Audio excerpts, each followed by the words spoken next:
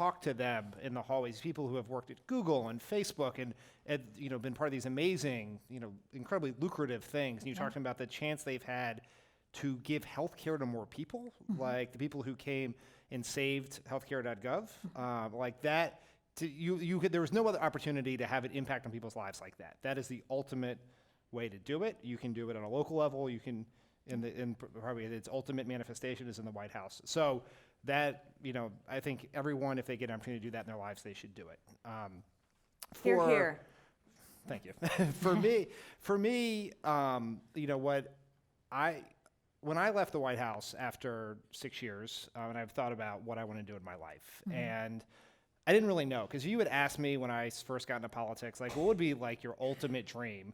Would be like, find a candidate you really believe in, get started really early with them, go on the journey to the White House, and get to have get to work, to be a part of an important presidency in an important role. Check, I got to do that thank you, Barack Obama. Very well. Yes. Sure. Thank you for finding myself unemployed right about the time Barack Obama was starting to run for president. So that was good for me. But so I didn't really know what I wanted to do next. And I had spent some time out here through, having spent a lot of time especially the last 2 years of my time in the White House, where we were beginning to engage more with the tech world and the tech space and trying to make those changes. I felt a cultural affinity with Silicon Valley writ large. It's geographically, because I moved here, obviously, but and I think there's, when I went to GoFundMe to do my first interview with them, GoFundMe is a young company. It's only been around a couple of years. Was very small until a few months ago, and it's now growing. It's about 100 people who work there.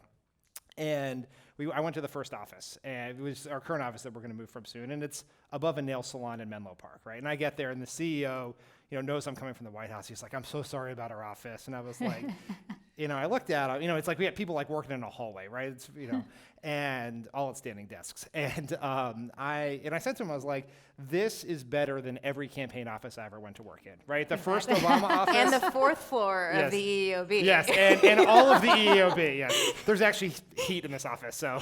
This is the executive office building next to the White House. And our offices. And so, you feel like you said that the Obama campaign was the ultimate startup, yes, right? And yes. all campaigns are startups in some way. And what I think has drawn people from Washington to Silicon Valley, and there are more of them moving out here every day, and people from Silicon Valley to Washington, and why those people in Silicon Valley are so valuable in Washington is a bias for action, right? In startup world, you have to move fast.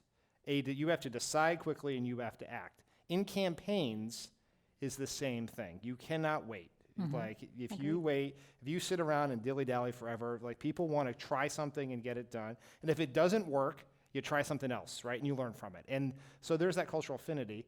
What led me to GoFundMe, which is, for those who don't know, it's a personal crowdfunding site, rapidly growing. Most of our business is people who are raising money to pay for medical bills or to help someone in their community or fund textbooks for schools or stuff like that. But we do all kinds of projects. I didn't know I really wanted to take a job. I thought I could do the consulting thing and, do panels like this and work in coffee shops and get on conference calls and do the like. But what really drew me to GoFundMe was essentially what GoFundMe is doing is using technology to empower people to help others. Sometimes they're helping their family, sometimes it's themselves, a lot of times it's their community, and that was the core of that's the Obama promise. So you're still doing good. It's the Obama promise, right? Yeah. Look, we are a for-profit company. We want to do business. We believe that the better we do, the more opportunity we're going to give more people to help each other. Right. But the core Obama promise was not, and this gets lost in a lot of the coverage, but if you go back and listen to the speeches in 2007, 2008, it's not, I'm going to do all these things for you. It's that we are going to do them together. We are going to come together and we're going to change our country. Change comes from the bottom up. Barack Obama's background and bias is similar to Matt's. It's about grassroots organizing. And ultimately, what I think is most powerful about technology and where it plays an important role in politics is all good technology is about democratizing. It's bringing power from institutions down to people, right? And if you look in terms of what did the internet and the ability to blog do? It gave normal people the same power that newspapers had, right? What is, Periscope and Meerkat and mobile video gives same power to people with a phone that television networks have, right? GoFundMe gives power to people, the same power to people that large nonprofits have. That you can just see something in your community and you yourself can do it. You don't have to bake cookies. It doesn't have to be a bake sale. Don't have to be a raffle. You can just decide using the power of your social network and the friends of your social networks to raise money to solve a problem. And that, I think, is incredibly powerful, and it's an incredible opportunity to give people a chance to change their community. And that was what led me to government and politics, and that's what led me to GoFundMe. The team that saved healthcare.gov worked about 20 hours a day every day for about 150 days in some cases. I mean, it was incredibly intense. And it was sometimes, I was not on the team, I was in that office, and I was working on some parallel issues at the time.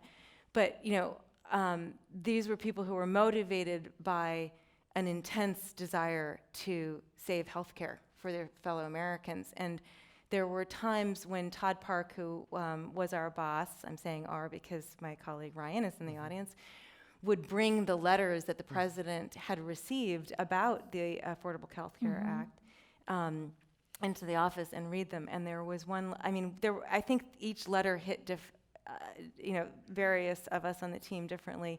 There was one that I can never forget him reading that was from a mother who said, I've spent the past 20 years choosing between healthcare for myself and for my kids.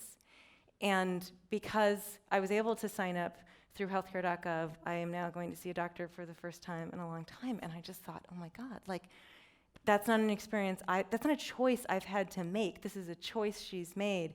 And everybody, I think, on the team was just so inspired to do this amazing work. And we always joke at Code for America that when you end a Code for America fellowship, you go work at a startup to have an easier job. What these people, what people who work in government, particularly around technology, do is just profound. And we saw that again very recently at Code for America. We worked with the state of California this year to help them change the way they were approaching the procurement of the child welfare system. So it's very easy to get lost in the abstract things. It was going to be a $500 or $600 million procurement. It was going to be a very classic, old school approach. Waterfall methodology, 5 years to build. We wouldn't see anything till the end. These are the hallmarks of failed government technology programs. And you can look at it and say, okay, we have tools to bring to bear on that now. We have different methodologies for doing procurement. We have different ways in 18F and then you're doing all that work in a very abstract way. And our team was coming home from a meeting in Sacramento where they agreed to make the changes and reflected on the fact that this is not a piece of technology. This is the way that we take care of kids who are at risk in our state. There are 475,000 reports of abuse and neglect of children in our state. And when the technology doesn't work to manage those cases, those kids have bad outcomes. Absolutely. No.